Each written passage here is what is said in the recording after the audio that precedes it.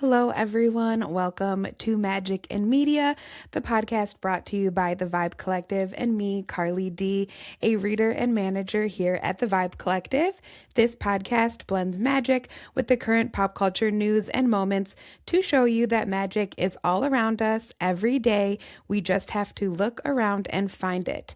So we find the metaphysical and magic in the world all around us and share it with you. So if you are someone who is into woo-woo and witchy stuff with a side of current events and pop culture news, you are in the right place. Welcome. If you are watching on YouTube, you can see I am sporting my new Vibe crop top. We are doing an in-person event in Michigan for the Vibe Collective this week. So I have been getting all of our merch and supplies ready. It's been very exciting. So if you have never checked out our Vibe shop, that is on our website, thevibecollective.co. And we have curated like merch, crystals, decks, and a lot of new, exciting, handmade, curated, one-of-a-kind stuff coming up on the site very soon. So definitely check it out if you are looking for some magic tools, little talismans to add to your practice. But this podcast is about jumping into what's happening in the world around us and showing you those little magical moments that happen in the everyday and very much in the world and society around us. We have talked a lot about the Olympics the last couple weeks. I just feel they have a magnetic energy. They're very limited time. So there is this something about the Olympics, and we definitely feel the magic around it. So this week we will again be starting with a topic that has to do with the Olympics. And this one was really cool for me to research, and something that I use quite often in my practice. So I was really excited to see it on the Olympic stage like this. And this is affirmations at the Olympics. So affirmations are, the idea of saying like words or sentences to just kind of uplift you, keep you focused on your goal. Very aligned with meditation, which is something that is very, prominent and I use a lot in my practice as well. So where we saw some affirmations in the Olympics, first, I'm going to talk about the Olympic snowboarder, Maddie Mastro. She was shown taking like a big, deep cleansing breath with one hand over her heart, one hand over her stomach, which is, again, very common in meditation and breathing to put one hand on your heart and one on your stomach. But before her runs, she would do that, put her hands there, take a deep cleansing breath and say her affirmation, I can do this. And then she would go do her run. So she is an Olympic medalist, but that deep cleansing breath, that simple affirmation of I can do this before her run is just one example of using affirmations in your life before you do something big, right? But she was probably saying this affirmation every time she did a run, every time she practiced. And with affirmations, the more we kind of stick to one or hone in on one, even if it's as simple as I can do this, it really does fill us with the power of those words. Now, a more I would say in your face, in a good way, example of where we saw affirmations in the Olympics would be in the very famous U.S. figure skater, the quad god, Ilya Melanin. So Ilya killed it in his team skate. They ended up winning gold. Spoiler alert, I'm sure everyone knows this now, but he didn't do as well in his personal. However, his own spoken word content was worked into his Olympic free skating program, and his own spoken word content was his affirmations. So he put his affirmations over more instrumental music, and that is literally what he skated to in the Olympics in his free program, which is where they can be a little more creative. So he definitely, took that creativity of taking his affirmations, putting it over music, and skating to his own affirmations at the Olympics. I am obsessed. I loved that. It is such a powerful testament of what affirmations can do, especially when you believe in them, when you really put them in this like centering part of your process when you're working towards something. And I can only imagine that while it's such a stressful time, skating, being on the ice, hearing those words, hearing that kind of peaceful music with your own words was probably very grounding and centering to him. But this was used, like in the lines that he used, the affirmations were used to express his mindset and philosophy rather than just, that traditional music that we hear in a skating program. This was really to show you where his mind is at, what tools he's using to achieve this Olympic fame. So what we know is that this was spoken word narration. He recorded it himself, and it is with the themes about his outlook on life, growth, and meaning beyond purely technical skating. So we know a lot of the time, especially with Olympians, your sport can be very all-consuming. So I do think it was also a very positive thing to note that these affirmations are not just about skating for him. They are about life and beyond even the technique and technical part of skating. One line in the program attributed the message, "The only true wisdom is in knowing you know nothing." Again, really powerful in terms of meditation. That's a very common message you hear in spirituality, right? Once we can acknowledge that we are like nothing, we can then grow and create who we are, who we want to be. So that was one line from his program. The only true wisdom in knowing you is in knowing you know nothing. That means we always have room to grow. There is always more for us to learn. And it's an ego check, I would say, a lot of the time. So that was a really good one. Some other lines he had were, "You are something, but not nothing." Again, this is really, I feel, connected to growth and self-worth, which can be a very challenging thing to work through if you are an athlete, if a lot of your worth is put on winning or doing well in your contest. To have that message, "You are something, but not nothing," is very powerful. Like, we are the sum of all of our parts, right? So you are not nothing, you are something, and we're always growing, we're always evolving and changing.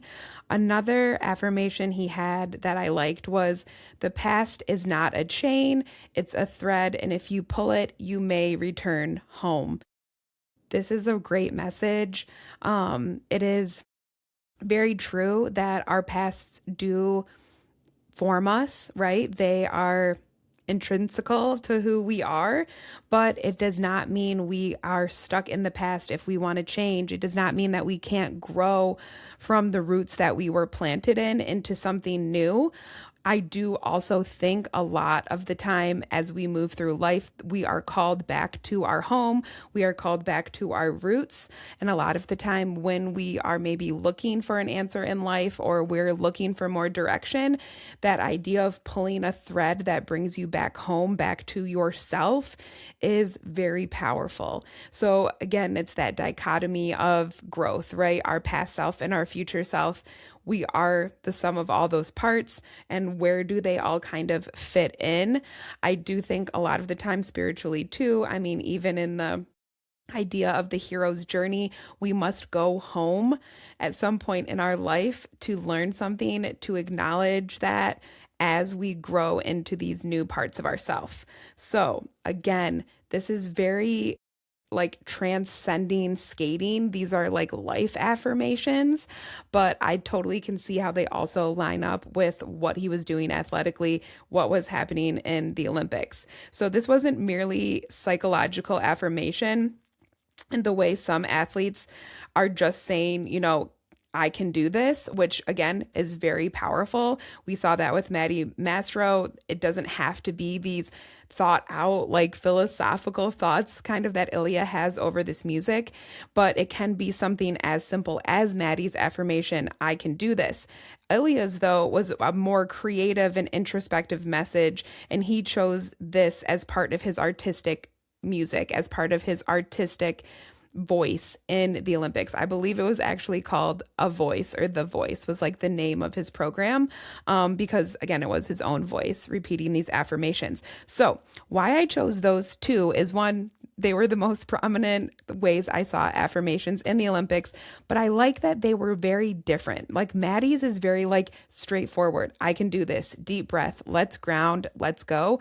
Where Ilya's was a lot more artsy, in-depth, cerebral, really making you think about not just the sport, but life in general. So very kind of like different ways of looking at affirmations in the Olympics, both amazing, and made me so excited to see athletes using them on a world stage like that. So if that speaks to you, I highly encourage you to also just lean into meditation this year. It's a very simple thing to practice, and it can bring you so much peace and just resetting of your nervous system, which I think we can all definitely use, because we have a lot of big energy around us, which is going to be one of our next topics. But before jumping into the energy of this week, I do want to touch on a story we've been covering on Magic and Media, and that is Whitney Leavitt of Secret Lives of Mormon Wives and her growth from her reality show roots kind of in Secret Lives to Dancing with the Stars, and ultimately now she is performing as Roxy on Broadway in New York City. I was lucky enough to be able to see Whitney perform this past Sunday in New York City. I was there for a vacation. I was able to get tickets last month, and she did amazing. Her comedic timing, her acting was so good. And I noticed, it wasn't just because it was her. I do really feel she has acting chops. So that was really cool to see and kind of come full circle. We kind of did predictions about her as she was on Dancing with the Stars that came true with Chicago. So to be able to go see it was even very full circle for me covering her story on this podcast. But I do want to just put another prediction out there for Whitney. A lot of people are talking about what she's going to do next. She did just extend her Chicago run through longer in March because she is breaking records in ticket sales. So again, I was really happy I bought my ticket like months ago before I went, because her shows are all selling out.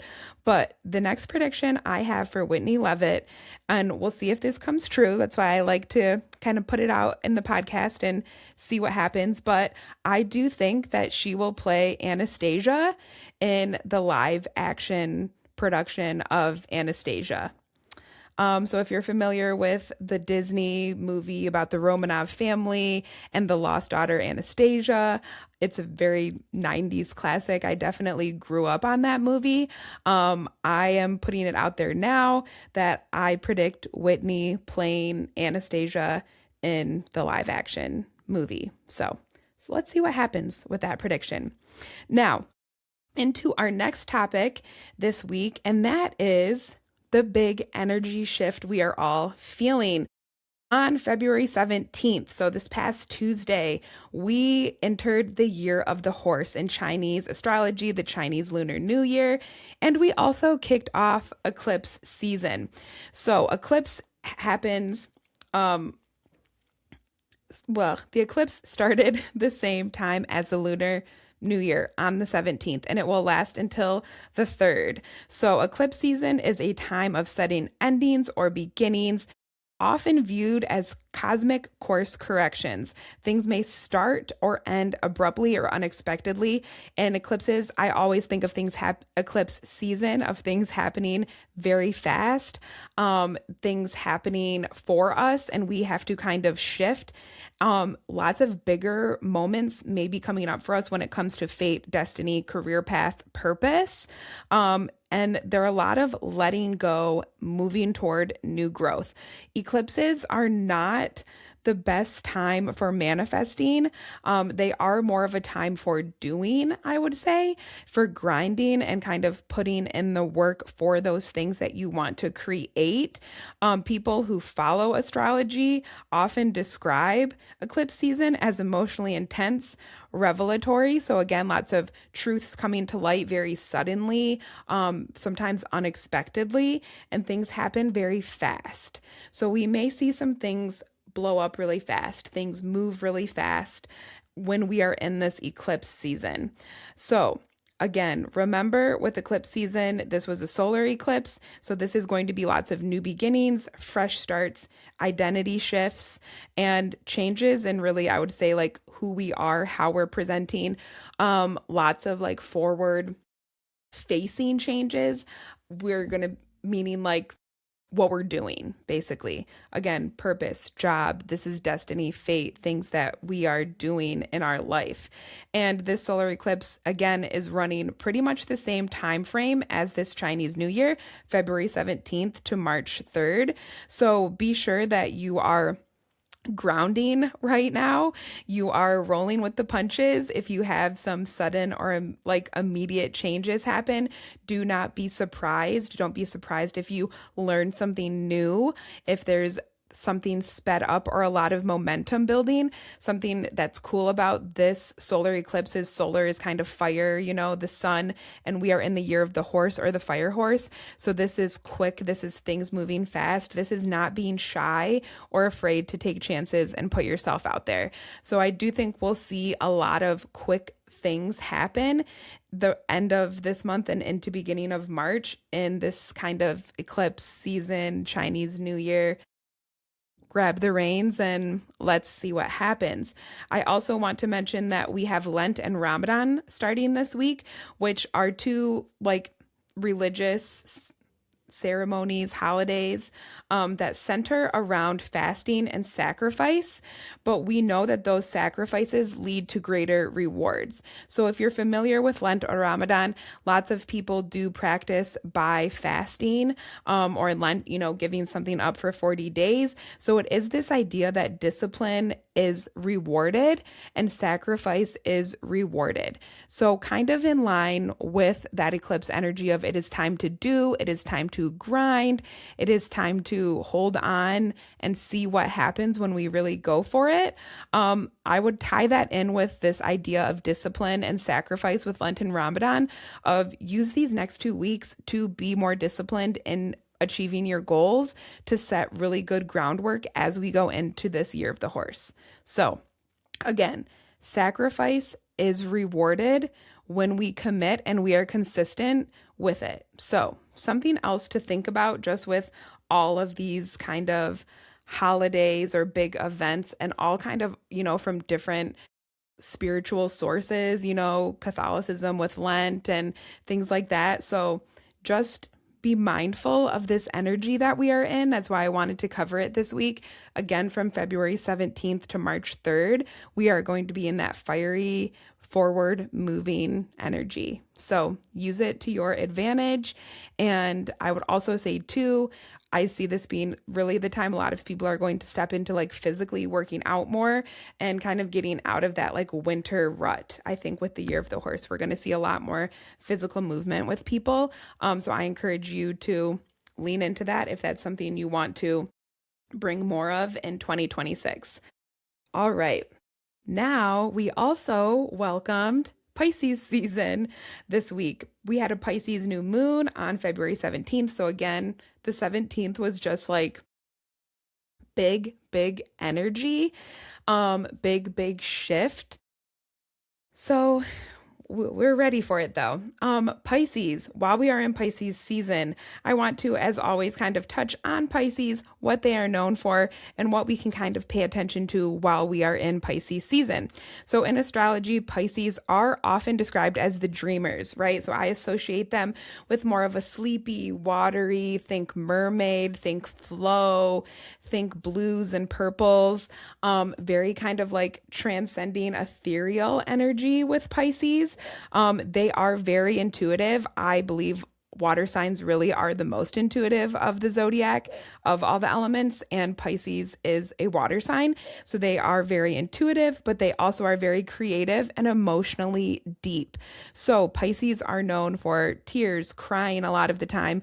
We may be feeling a bit emotional in Pisces season. We may be having some crazy dreams in Pisces season.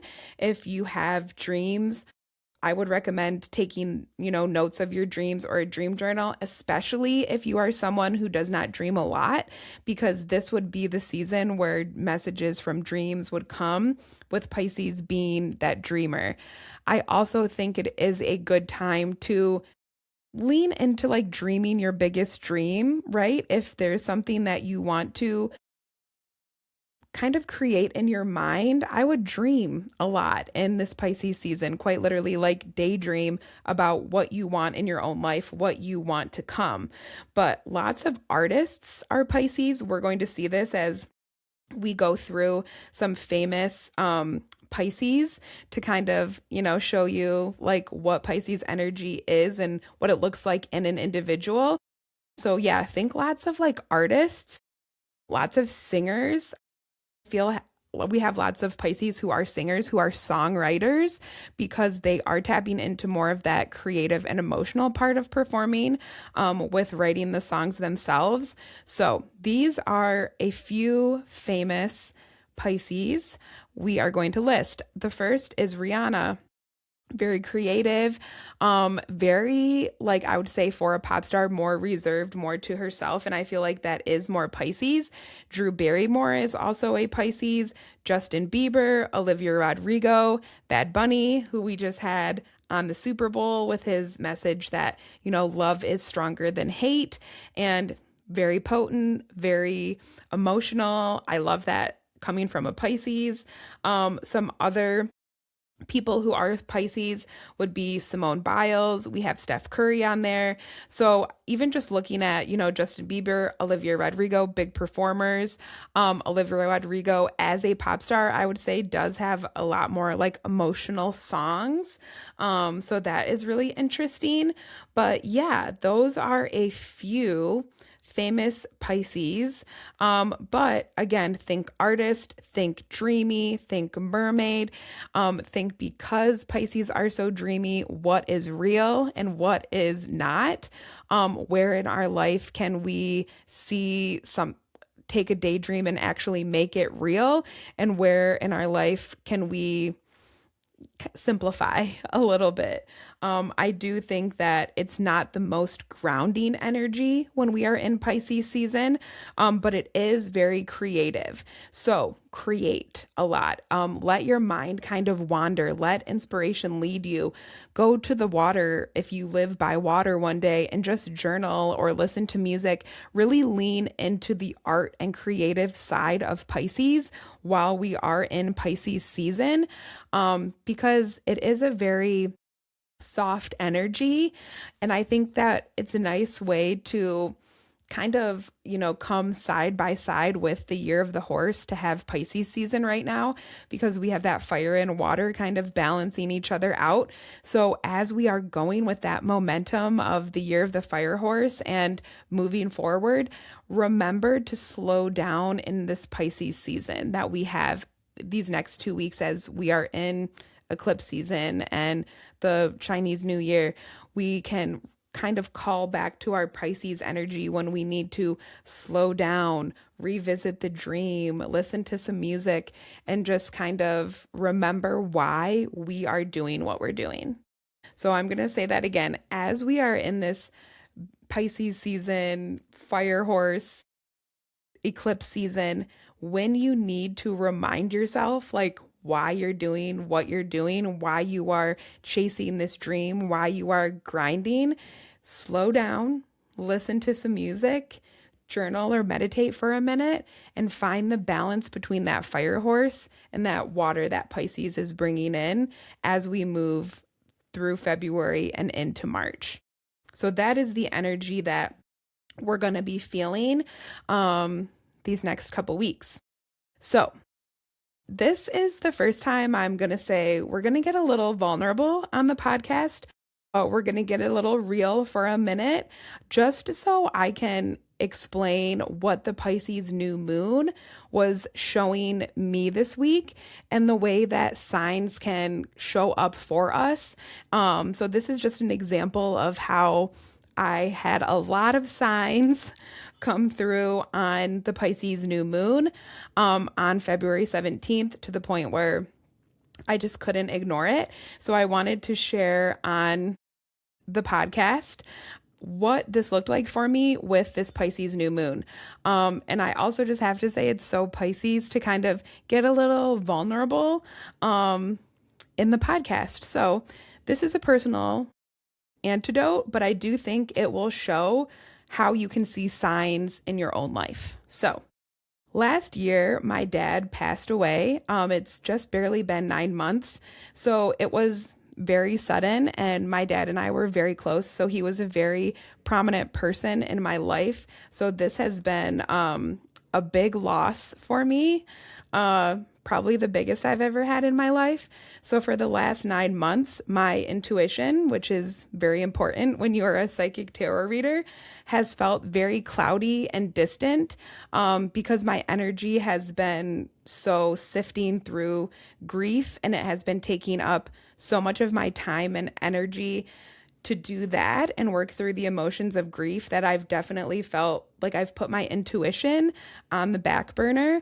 And when I say intuition, it's honestly just like lots of exercises I was doing for my intuition, lots of meditation, books I was reading for my intuition. And when my dad passed away, I kind of just had to table a lot of that because I just quite literally didn't have the emotional bandwidth, the energy to nurture my intuition in the way that I had been. So if you are an intuitive person, this is something I've been wanting to talk about. So I guess this is the first time on the podcast I'm really trying to figure out how to put it into words. But if you are a spiritual person, if you are someone who is a reader or a medium, I do feel that grief kind of hits you a different way when you are someone who is so kind of connected to your intuition and used to it.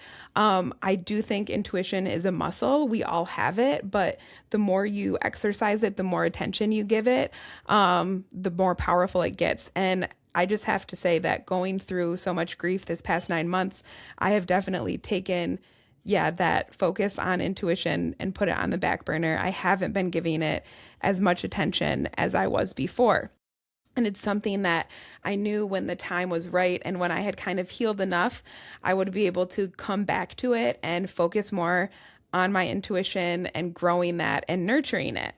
So on the Pisces new moon on the 17th, again, remember Pisces is one of the most intuitive signs, very focused on intuition and dreams. I had so many eyes, like the symbol of an eye, coming up and popping up in my life, so that I knew my message was very clear that I needed to focus on my intuition again. And what those signs looked like were these. So I'm going to list the signs that I saw of eyes on just the 17th, all on one day. So you can see what I mean of when something's kind of like in your face, like a message. And this was very much something that was in my face and a message. First thing, whenever I'm feeling third eye stuff, I get a little bit of like irritation, like here in my third eye. So of course, when I woke up that day, hadn't had it all week, there was like a little dry spot right here in my third eye. Now you can see it's like not really there now, but on Tuesday it was really obvious to me and drawing attention to my third eye chakra, like on my physical body. The second thing was one of my cats. So I have 2 black cats, but out of nowhere, one of my cats got like an eye infection, specifically in like one eye worse. And it literally happened like overnight. It was the worst on Tuesday, and then we treated it, and on Wednesday, it was pretty much gone. So again, cats, we talked about last week with the Friday the 13th topic, that black cats, especially if you are a woo-woo witchy person like me, often represent your spiritual protector, connection to the other side, and intuition for you. So the fact that my cat, my protector, was having eye issues on this one day really stood out to me.